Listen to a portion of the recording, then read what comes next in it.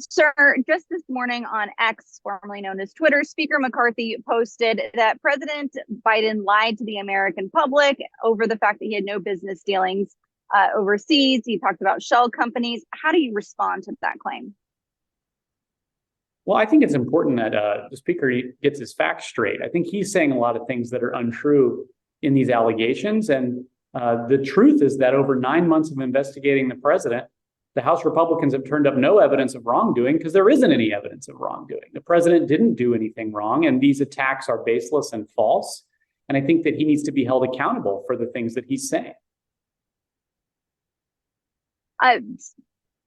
House Oversight Committee Chairman Comer told our team on the Hill just this morning that they hope the administration will work with them on these subpoenas. He pointed to questions over 5,400 emails in pseudonym. Does the administration plan to comply?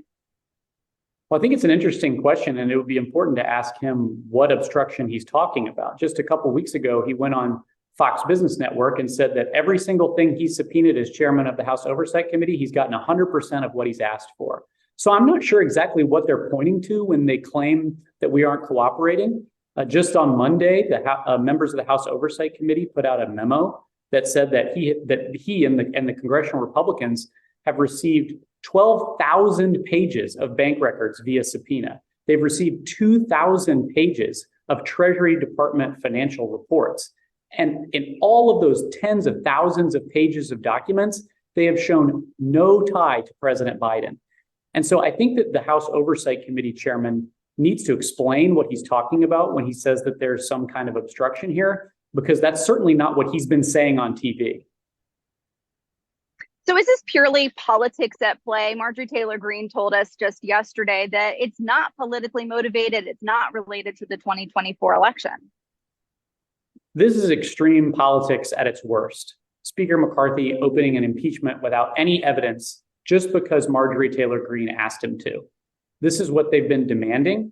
Marjorie Taylor Greene told CNN yesterday she would keep this open as long as it takes, including into next year. So they're making it very clear that they are politically motivated in attacking the president based on lies and based on false accusations, accusations that their own investigations have disproven over the last year. Witnesses who have said the president did nothing wrong and wasn't involved in any of these business dealings, documents that show absolutely no tie to President Biden. These are the facts that the American people need to hear and understand so that they can see just exactly what the House Republicans are doing, which is caving to the far right base in order to launch baseless, wild goose chase accusations against the president. I don't know, sir, if you can respond to this or not, but are you concerned it'll impact those fiscal deals that are in the works right now up on Capitol Hill to ensure the government doesn't shut down?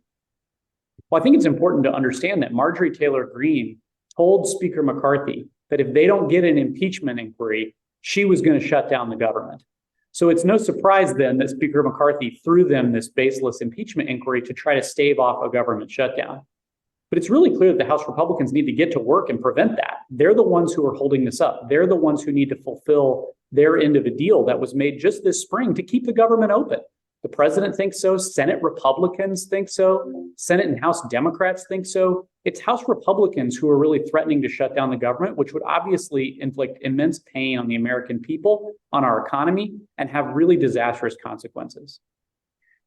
Wonderful. And I do have one last question. Again, I'm not sure if this is within your wheelhouse, so if not, please let me know. But there's that memo from 2020, the Trump Justice Department, saying that without an official impeachment vote, the FBI, DOJ, Treasury wouldn't have to comply with subpoenas. Are you familiar with that memo, and will that impact how you interact with this impeachment inquiry?